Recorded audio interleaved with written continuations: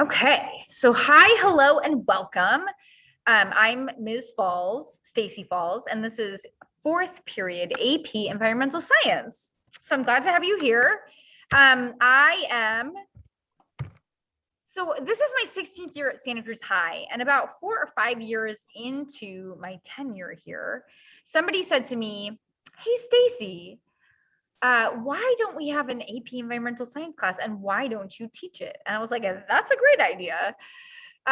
Because I do have somebody said to me today, like, "Oh, chemistry and AP Environmental Science, those two things don't go together." I do have my degree in chemistry from a small school in Michigan called Kalamazoo College, but really my passion is the environment. And after leaving college, I actually worked in a water quality testing lab in New Hampshire for a while. I've done a lot of environmental advocacy. I've actually done like lobbying of our elected officials. And so I was like, that's a great idea. I should teach AP Environmental Science. And so here we are. This is me in Kenya hugging a baobab tree. Giant. It's amazing. And so, the thing that is like so exciting for me about teaching this class is that it's like I said, it's a passion that I have, and my hope is that I can share an appreciation for the environment and also, empower students, because sometimes I think, environmental news can be gloom and doom, and I want to make sure that we include positive solutions. And so, that's part of my goal. Obviously, also, one of my goals is to make sure your students are prepared for the AP Environmental Science test on May 3rd. The last couple of years have been weird in terms of AP tests. 2 years ago, it was completely online.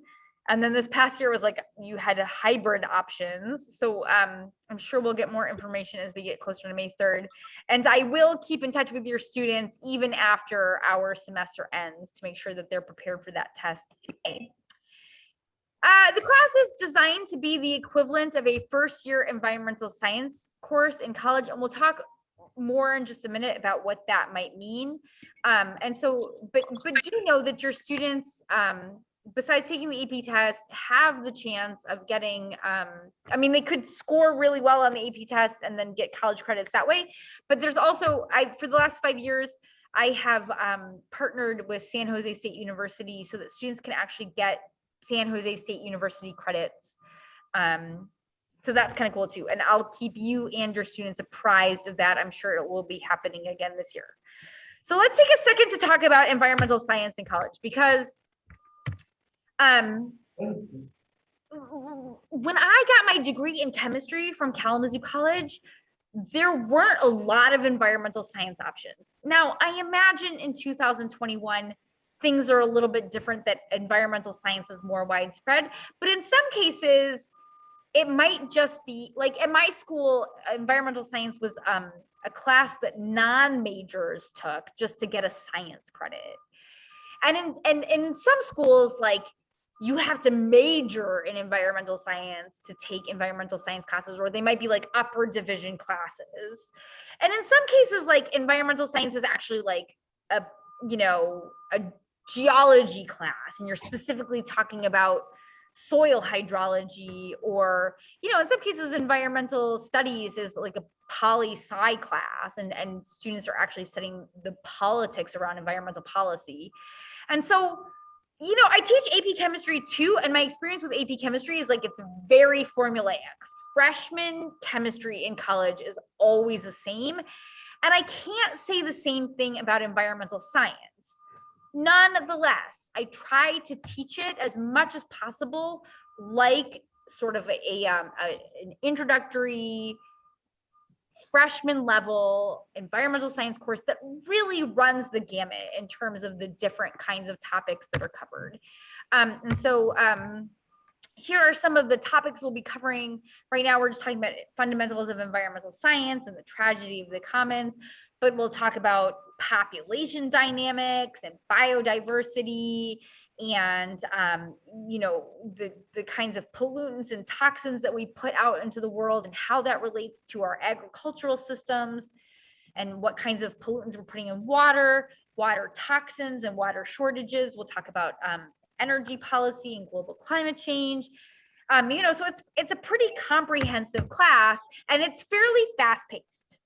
And it's meant to be a college level class. And so there's really an emphasis on scientific methodology, professional practices. And I think, the thing I really want to emphasize is that there will be a very serious lab component with professional lab write-ups. And my experience with all science classes in college is that, usually you sign up for two classes. There's the lecture and the lab. And they might be two totally different courses actually taught by different professors. And so the lab component of the class is just as weighty as the lecture component. And so I want students to really take our lab work seriously, because I think that's part of what makes a scientist, is how they do their lab work and how they communicate their findings to the rest of the scientific community. And so we will have labs about once a week. We're just getting into the swing of things. We're going to start our new population study lab next week. Students will be expected to keep a professional level lab notebook, which means they'll be doing pre-lab work ahead of time, making sure they're familiar with the procedure, prepping their data tables, answering pre-lab questions to make sure that they're familiar with what the expectations are. And then I will expect them to write rough drafts and finally final drafts that should be of a professional level quality.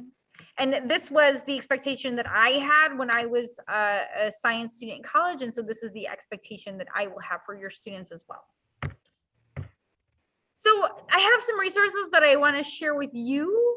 I'm going to show you my website. I'm going to show you my Google Classroom, and I'm going to show you some of the things on AP Central.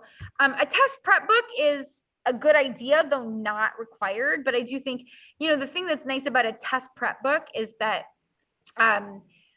it'll take sort of the basic topics and really boil them down. So, we might get into lots of details in class, but sometimes it's really nice to just remember, what are the basic facts about this topic? And so,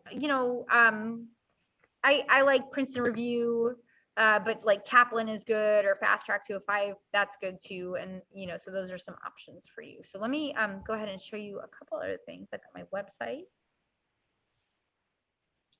And it is, so if you go to the Santa Cruz High homepage and you go to contact us, staff listing. Okay, there we go. Of course the internet starts getting really slow as I'm doing a back to school night presentation on Zoom. So here is my website. It's just through the Santa Cruz High homepage. And the first thing I have here are some calendars. I have a homework calendar, just because my brain sort of works in calendar form, as if in Google Classroom, it's all just kind of in a list. But I like to be able to see sort of how the week is progressing and then be reminded of what was assigned to me today. Right. So if students are unsure, they can check it out here. And then I also have a what did we do calendar, and I have more of that on Google Classroom, which I'll show you in a minute.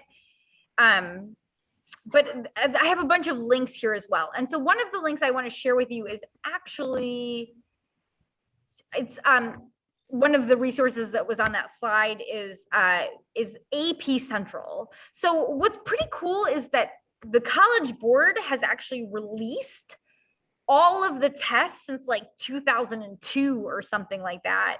And so students can actually see what the past year tests were like.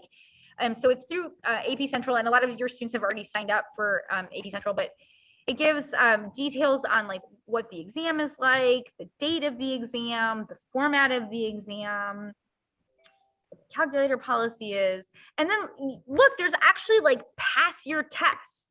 So students can look at the kinds of questions that have been asked of them before and sort of work through them, and especially when it comes to tests in my class, students can kind of work through the questions and go, oh, well, that one really seems like something that might be relevant to what's happening on the unit test tomorrow or whatever. right? So like a question about photovoltaic cells at some point when we talk about alternative energy, that might be the kind of question your students would study. And so that's linked to my my homepage, and it's also, like I said, through AP Central on the College Board. And then the other thing that I wanted to show you is that I am trying really hard to maintain my Google Classroom. I can't find you. I told your students that I last year with distance learning, like so much time in front of the computer was kind of killing me. And so I don't want students to turn things in through Google. I like actually just want them to hand me a piece of paper, but I am trying to make sure that anything we do in class or any handout I give them, they have access to. So like today we started by reading this article about how, you know, forests that were set aside as sort of carbon offset, like a place for carbon offset, they're burning up in flames now. Right. So like these articles are all in Google Classroom. And the other thing that I'm putting in Google Classroom, and I know that your view of Google Classroom is really different from mine, and it's really different from what your students are seeing, but they should know, and you should know, that what I'm trying to do every day is like, so if a student misses class because they're kind of sick, and just to be like safe and conscientious about the fact that we're in the middle of a pandemic, they stay home, or maybe even they like kind of space out in class for a minute. They can sort of review what we did. Here's like everything we did today. Here was our bell, was that article about the forest burning. We checked our chapter 3 homework. We took notes on forests. And then what I'm doing is I'm putting photos, like kind of every time we do something new, I will put a photo of it in Classroom, so that, oh, okay, we read this article. Oh, and the article looks like that. And, you know, we took some, sorry, that's the homework we were checking. Oh, these photos are upside down. We took some notes on the public service benefits of forests, right? So sorry, that's upside down. But they can see kind of what we did sort of in a video montage or a photo montage. And so, you know, I hopefully those are like good resources for you and your students. And I encourage you to encourage them to make use of them. So we are getting on to 8 o'clock here. So, you know, if you have to go, that's fine. It's like 8:01 or 8:02 or something like that. But if you have questions or comments or concerns, feel free to stick around. I'm happy to address them. I will, I'm going to stop recording so that if you say anything,